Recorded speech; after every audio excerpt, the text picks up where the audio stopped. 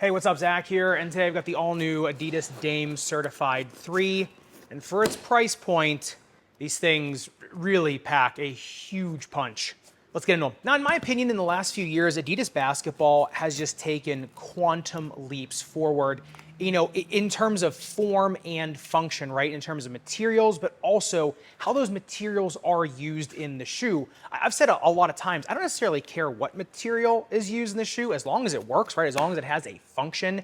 And really, no more is that evident than in Adidas's more budget line shoes. It just shows you that with the right engineering, right? Just the right placement of the right materials and just, a thought about what someone who's wearing these is going to want out of the shoe and want that shoe to do for them, you can make a really, really nice shoe for not a ton of money. So that being said, starting off in the uppers, one thing is these shoes are not light. We'll put it that way. Right? That is the first big con of these shoes because the uppers, there's a lot of material. Number one, a lot of padded mesh in the uppers, and then you get just a ton of stitched in paneling going all the way around the toe box and then all the way, to the heel counter, right? And there's actually a real flexible external heel counter, and then that does complement an internal heel counter. And the one thing is you do also have a ton of rubber riding up over the medial side of the toe box. Look, this thing on the upper durability test, 10 seconds highest grit sandpaper. The bird makes a bit of an impression on it, but does not get through it. But like I said, with all that rubber on there, dragging and sliding really on these things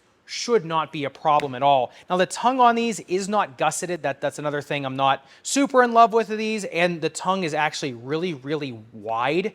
So when you tie it down, you do kind of have to tuck it around the top part of your foot, right, to get the placement correct. But since there isn't a gusset, it can move. The laces do go through it, so that is nice. And the laces are reinforced, right? You got like the 3 stripes reinforcing them in the middle part. Then you actually have a little bit of extra stitching on the most proximal lace eyelet as well as the most distal. You do not get a runner's knot, but they do tie down enough where heel slippage is only mild, and that's just because there is so much bunting and padding around the heel counter, right? That kind of sinks you into the shoe. And, because we'll talk about the midsole, but that midsole foam will break down nicely to where you actually seat into the shoe. Now, if you look at these things on the breathability test, a little bit of a mirage. They only heat up 108.9 degrees, which, is pretty good. Except you see where all the heat's coming out of on the breathability mapping of them, right?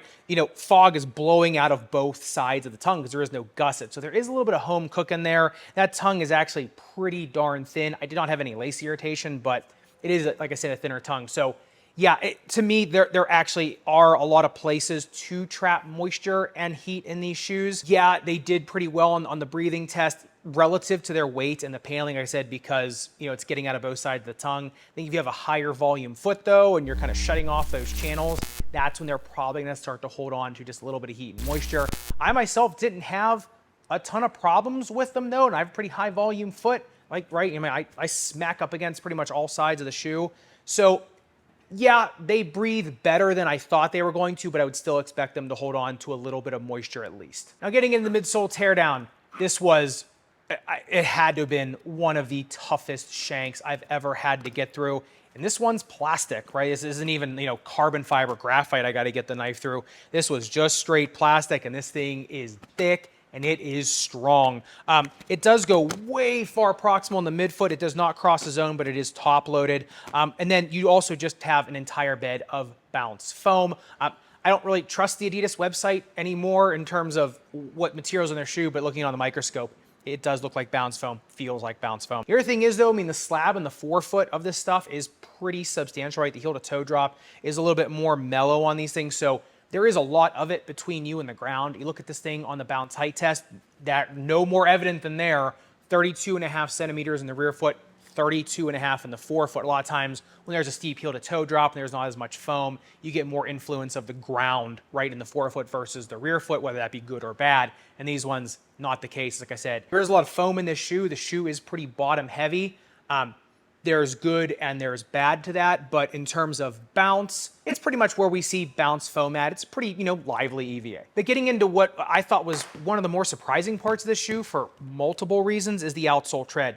Now this is more of just a linear pattern with just some kind of like hockey stick break points, and then kind of like a herringbone going around the periphery. Now the inside rubber comes in at a 17 on the durometer, the outside comes in at a 22. This is not soft rubber.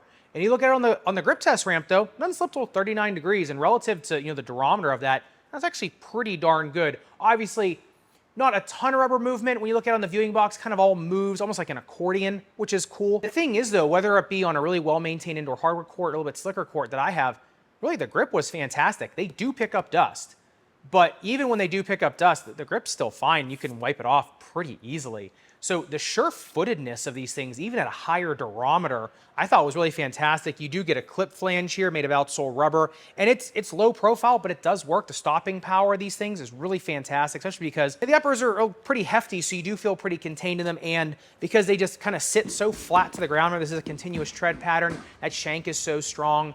The shoe just, like I said, the stopping power of it, all those things combined, really, really outsized for the shoe. Look at this thing on the outsole durability test, 10 seconds highest grit sandpaper. On the super hard rubber on the periphery, not even millimeter damage, basically scuffs it up. And then on the central portion of the rubber, yeah, I mean, a millimeter of damage on that. I mean, this is really thin rubber. I would say if you are playing these outdoors and you're not a huge dragger or slider, I do think they're probably gonna be okay. Number one, you get enough under you to kind of protect you from the ground, to insulate you from the ground. Number two, the durometer is high enough that if you have a little bit more fluid, a little bit more, quote unquote, clean footwork, I don't really see these as a huge issue. You got a ton of rubber coming up over the medial side to protect the uppers. So I think it depends on your footwork, but I do think these can be used outside effectively, especially at the price point. Now, I think these things on the speed ratio, they only come in at a 1.91. Shank score of 0.3, yippee, brings that up to a 2.21. Yeah, I think that's where they belong. I think if they weren't so heavy, they would feel a lot faster.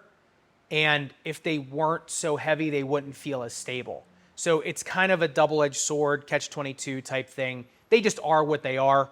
They're quick, right, in kind of like a small court, short court scenario, getting up and down the court and getting up for repeat layups, right, fast breaks. No, they're not going to be the quickest thing on the planet. They're much more meant for a stable ground assault.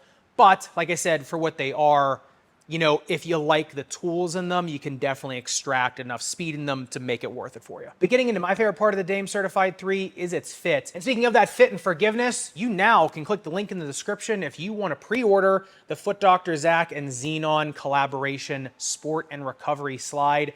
The review on these things will be out imminently, and if you're watching this later on, the review might actually be out. I'll leave it linked in the description when it does come out, but these are available for pre-order right now. These are some of the most advanced sport and recovery slides on the market, and we went through a ton of R&D to make sure that these were good for not only recovery, but also more active recovery. So if you want to check these out, leave a link in the description below. The inflare of these, pretty mellow, comes in at 10 degrees, a length a little bit long at 28.9 centimeters, a width of the metatarsals at 9.6 centimeters, toe box width of 10.4 centimeters, and a toe box taper really mellow at 23 degrees. So really just an overall pretty accommodating shoe, and they will break in decently. So I'd say a narrow foot can go down a half size, especially because it's a little bit long. A medium, if you want to go down a half size, you're short-footed and you want that glove-like fit, you can go down a half size. A 2E, I'd try to go true to size. A 4E, I'd even try to break these in true to size. You can go up one half size if you're long-footed.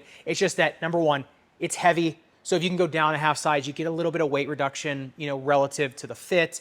And you get, the length reduction, right, too. So like I said, it's pretty generous. I definitely felt when I was in them, if I was really pushing to try to bend and crease the shoe, I could feel just a little bit of divoting in the forefoot because, like I said, it was a little bit long. So like I said, if you can get them down that half size, if you're a narrow medium foot, you are going to notice a little bit more of a fluid ride and a little bit of weight reduction in there. In terms of the snake bitten foot, they will lock an orthotic down just fine. Because of where the shank sits in the rear foot, it doesn't feel super pillowy back there. But then again, in the forefoot, you get a ton of, really, nice bounce foam up there. So it would have been nicer with Bounce Pro, but I get it. It's a budget model.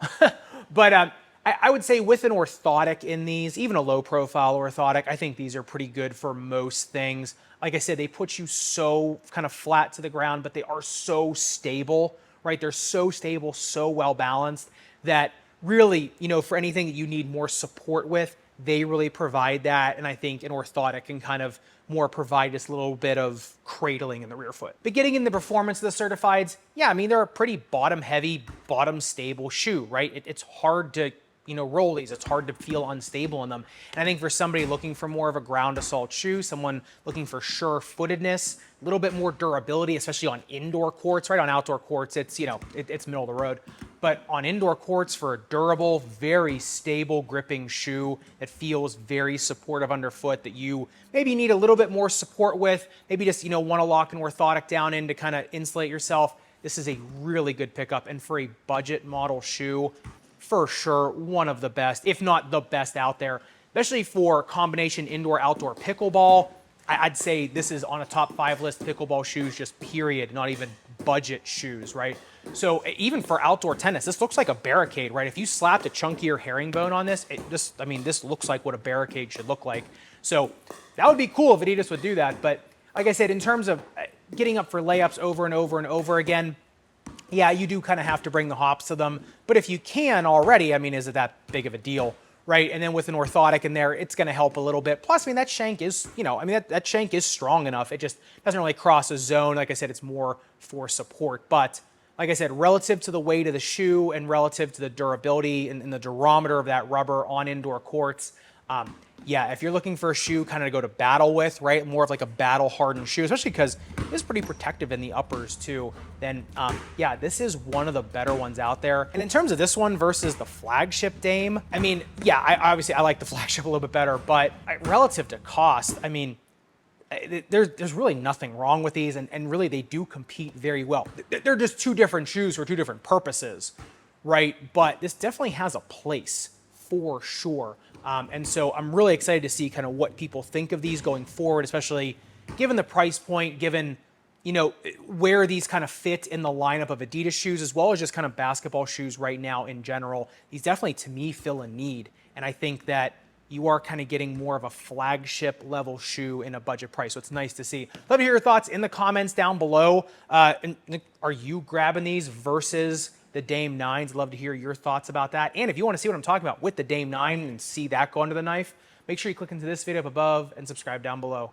Respect your rubber and foam. I'll see you somewhere in the sneakerverse.